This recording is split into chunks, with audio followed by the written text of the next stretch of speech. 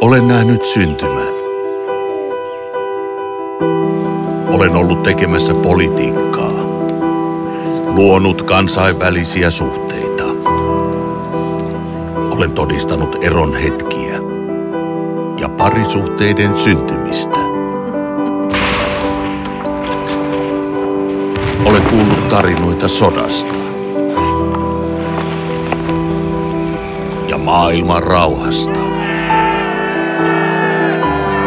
Olen aistinut urheilujuhlan tuntua, nähnyt tappion kyyneleet.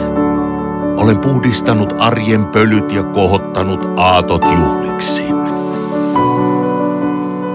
Nykyään näen usein yksinäisiä, mutta toivon, että voisin taas yhdistää suomalaiset.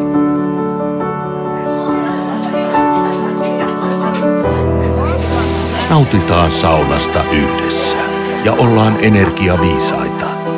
Tule mukaan.